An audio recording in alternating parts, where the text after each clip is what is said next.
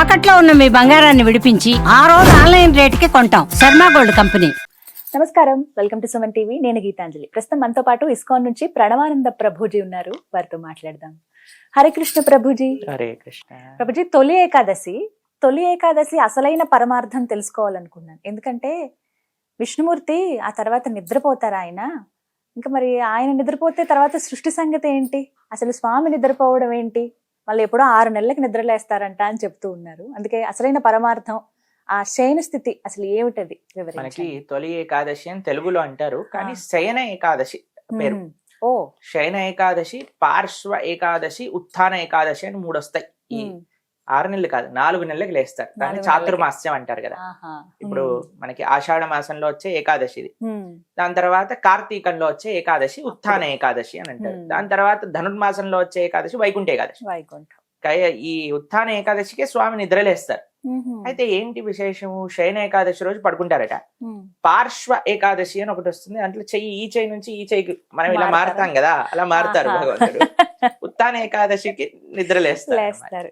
అయితే ఏమైందండి, ఇప్పుడు గురక పెట్టినట్టు పడుకుంటారా భగవంతుడు అంటే? అలా పడుకోరు. స్వామి యోగ నిద్రలోకి ప్రవేశిస్తారు.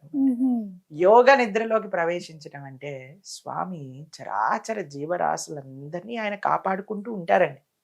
ఆయన ఏ స్థితిలో ఉన్నా, మనం అంటే పడుకున్నప్పుడు పని చేయలేము, అసలు ఇంకా వేరే లేచినప్పుడు పడుకోలేము, తింటున్నప్పుడు మాట్లాడలేము, మాట్లాడుతున్నప్పుడు తినలేము. భగవంతుడు అలా కాదండి. ఏ అంగముతో ఏ పరిస్థితుల్లో ఏదైనా చేయొచ్చు. అందుకే ఆయన భగవానుడు అయ్యాడు. అందుకే మనం చూడండి, ప్రసాదాన్ని భగవంతుడికి చూపిస్తా, నైవేద్యాన్ని చూపి ప్రసాదం అంట. ఇప్పుడు భగవంతుడు తింటా అంటే నోట్లో పెట్టుకోవాలి కదా.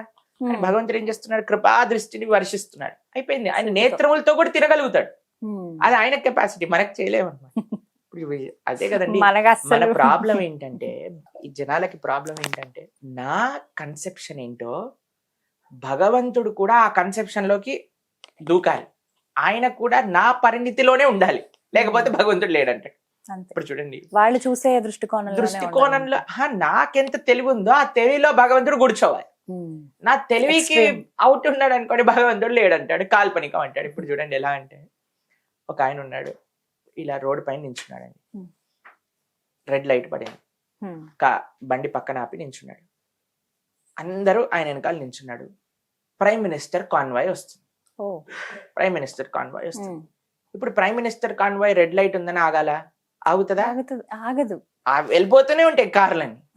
ఈయన అడుస్తున్నాడు ట్రాఫిక్ పోలీస్, వాళ్ళని పట్టుకో, వాళ్ళు ట్రాఫిక్ పోలీసు దాటిపోతున్నాడు, వీళ్ళకి ట్రాఫిక్ లైట్ పాటించట్లేదు అంటే వాడు అంటాడు, రే మూడు కూడా ఆపురా, వాడు ప్రైమ్ మినిస్టర్ రా, నువ్వు నోరు మూసుకొని బైక్ ఎక్కువ అంటాడు. అంతే కదండి అనేది.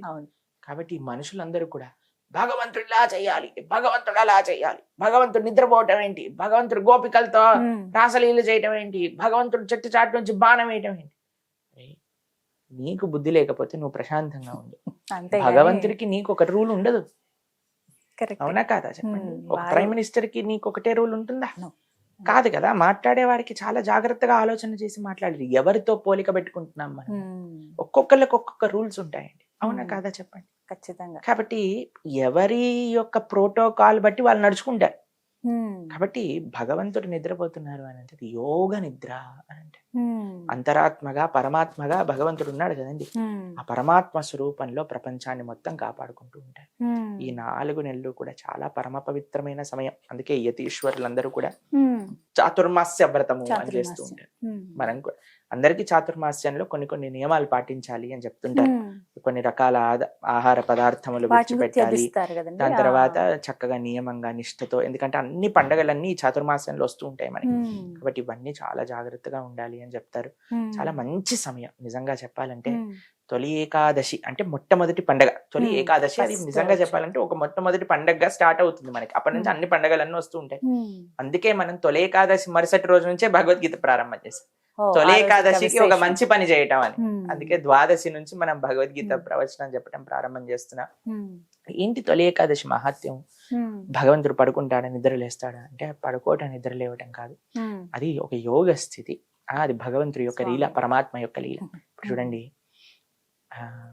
ఇప్పుడు చిన్నప్పుడు ఎవరైనా వచ్చేవాళ్ళు అనుకోండి మనల్ని పలకరించడానికి, మేము అప్పుడప్పుడు కావాల్సుకొని నిద్రపోతున్నట్టుగా ఉండేవాళ్ళం అన్నమాట. నటించేవాళ్ళం కదా. అంటే ఏం చేస్తారు వీళ్ళు, ఇప్పుడు ఏం చేస్తారు, మనం పడుకున్నట్టుంటే ఇప్పుడు అమ్మ పడుకుందా లేదా, పడుకోగానే టక్ టక్ టక్ టక్ ఓపెన్ చేసి వాళ్ళకి ఇష్టమైన పదార్థాలు, మా చక్కెర తింటాం ఇష్టం ఉండేది అనమాట.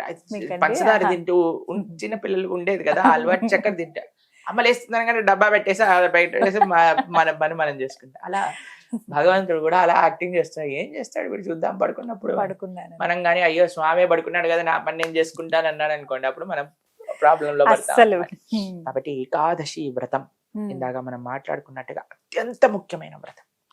ఏకాదశి ఉపవాసము, ఉపవాసము, ఉప అంటే దగ్గరగా, వాసము అంటే ఉండుట, ఉండడం అని. భగవంతుడికి దగ్గరగా ఉండుట. మీకు ఒక విషయం చెప్తాను, ఏకాదశి వ్రతం చెయ్యకుండా ఎన్ని పూజలు చేసినా అవన్నీ ఫలించవు. ఓ, ఏకాదశి వ్రతం ఒక్కటి చేస్తే అన్ని వ్రతాలు, నోములు, చేస్తే. పూజలు చేసిన ఫలితం వస్తుంది. అంటే ఎలా చేయాలో కూడా ఎలా చేయాలి ఏకాదశి? చాలా సింపుల్ అండి. మనం ఇందాక భగవంతుడికి దగ్గరగా ఉండటం. ఉపవాసం గురించి ఒక దగ్గర నేను 2 గంటల ప్రవచనం చెప్పామండి. ఎందుకు ఉండాలి ఉపవాసం?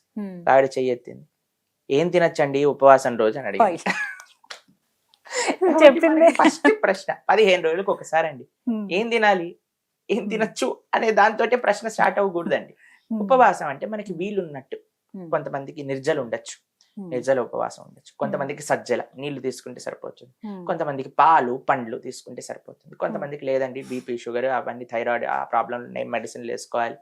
మరి ఏం తినచ్చు అంటే ఏకాదశికి కొన్ని ఆహారాలు మనం త్యజించాలి. ధాన్యం ఉందిగా తినకూడదు, వద్దంటారు. పప్పులు, అన్నము ఇవన్నీ. కాబట్టి సాబుదానా అంటారు, తెలిసిన మీకు? సాబుదానా, సగ్గుబియ్యం. తర్వాత మనకి కెనువా అని ఉంటుంది, తెలుసా? కెనువా. తర్వాత కొర్రలు అంటారు, ఆ సాముల బగర్ అంటారు యాక్చువల్గా తెలంగాణ వైపు. అవి వాటితో ఏదైనా సింపుల్ పదార్థాలు చేసుకొని చక్కగా మనం ఆహారాన్ని స్వీకరించవచ్చు. ముఖ్యమైన నియమం ఏంటంటే ఈ ఉపవాసంతో పాటు భగవంతుడిని ఆరాధన చేయటం, భగవంతుడి యొక్క నామ జపం చేయటం, సంకీర్తన చేయటం, తులసి అర్చన చేయటం, భగవంతుడికి ఆరాధన, ఆలయ దర్శనం, గోసేవ, ఇవన్నీ ఏకాదశిలో చేయాలి. కాబట్టి మీరందరూ కూడా, ప్రేక్షకులందరూ కూడా ఈ తొలి ఏకాదశి నుంచైనా మేము ఏకాదశి వ్రతం చేస్తాము అని భీష్మించుకోండి. ఎలా ఏకాదశి వ్రతం చేయాలి, ఎందుకు ఏకాదశి వ్రతం చేయాలి, ఇవన్నీ కూడా మన ఛానల్లో, ప్రణవానంద దాస్ ఛానల్లో ఏకాదశి వ్రతం ఎలా చెయ్యాలి అని రెండు పాటలు ఉన్నాయి. గంట 2 గంటలు మొత్తం A to Z ఏకాదశికి సంబంధించిన విశేషాలన్నీ అందులో ఉన్నాయి. అవి శ్రవణం చేసినా సరే క్లియర్ గా తెలుస్తుంది. ఇప్పుడిప్పుడే వినేసేయండి, అప్పటికి మన మనసు రెడీ చేసుకుంటాం అనమాట. ఇప్పటి నుంచి ఏకాదశి వ్రతం ఉంటాం. చాలా సులభం అండి, చాలా అద్భుతం అండి. మొన్న పోయిన పాండవ నిర్జల ఏకాదశికి సుమారుగా మా భక్తులు 600 మంది 64 మాలలు జపం చేసుకున్నారు. కొంతమంది 128 మాలలు జపం చేశారు. కొంతమంది 150 మాలలు జపం చేశారు ఒక రోజులో. పొద్దు నుంచి రాత్రి దాకా ఉపవాసంతో, పెద్దవాళ్ళు చిన్నవాళ్ళు అందరు కలిసి. రామన్ ఉంటాడు, చిన్న పిల్లవాడు 108 మాలలు జపం చేశాడు. కాబట్టి స్వామి అనుగ్రహమే అది. అది చాలా కష్టమైన విషయం ఏం కాదండి, సంకల్ప బలం. అందుకే సంకల్పం తీసుకోండి. ఇంటిల్లిపాది మంచిగా ఏకాదశికి ఉపవాసం ఉంటాము. ఒక్కొక్కళ్ళు ఒక్కొక్క స్థాయి. నిర్జలు చేసేవాళ్ళు, సజ్జలు చేసేవాళ్ళు, పాలు పండ్లు తినేవాళ్ళు, లేదా ఈ సాబుదానా, కెనువా, బగర్ ఇలా తీసుకునే వాళ్ళు అలా చేసుకుంటూ ఉండండి. ఏకాదశి రెసిపీస్ అని కొట్టండి, ఇస్కాన్ ఏకాదశి రెసిపీస్ అని. వందలు, వేలు, లక్షలు వస్తాయి మీకు. అన్ని రకాలు చేసుకోవచ్చు ఏకాదశి. కాబట్టి తినటం కోసం చేయకండి ఉపవాసం, ఈ విధంగా ఎవరైతే కొత్తగా ప్రారంభిద్దాము అనుకున్న వాళ్ళు మంచి రోజు తొలి ఏకాదశి నుంచి వ్రతం ప్రారంభం చేసుకోవడం, దానికంటే మించినది లేదు. చాలా అమూల్యమైన విషయం ఇది, తెలుసుకోవాలి. చాలా చక్కగా వివరించారు. హరే కృష్ణ.